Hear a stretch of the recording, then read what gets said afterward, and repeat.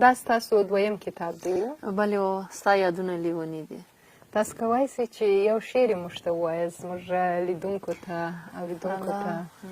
په د کلمه کې خو زه ډېره تکړه نه یم. تاسې نسئ کولی چې ووایاست که غواړئ زه یې درته ووایم. تاسو یې که په خپل خوږ غږ موږ ته د کلمه کې ډېر خوند به وکړي. یا خو سندرې او دغسې بیا ډېر فرق لري. خو زه یې درته ووایم خو خدای دې وکړي چې ستاسو د مننې وړ وګرځي.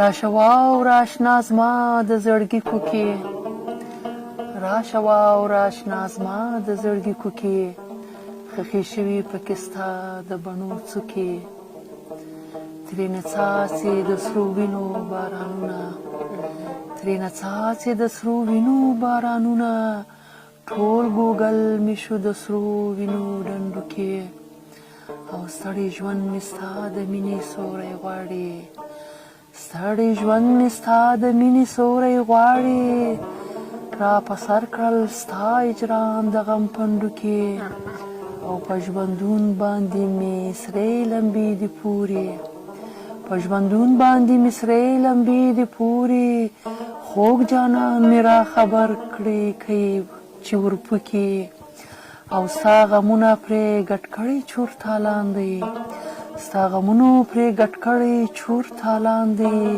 د زړګي کور نه مې کړي رنګ په رنګ شوکې، او آخري سلګۍ مې ستا په غېږ کې غواړم، آخري سلګۍ مې ستا په غېږ کې غواړم، بخت که دغومره احسان را سره وکړي، او نغمه ستا د بېلتانه له غمه ژاړي، نغمه ستا د بېلتانه له غمه ژاړي، ځکه خولې ته یې راځي د غم سروکې، او ځکه خولې ته یې راځي د غم سروکې، راشه واوره اشنا زما د زړګي کوکې، راشه واوره اشنا زما د زړګي کوکې، خښې شوي پکې ستا د بڼو څوکې.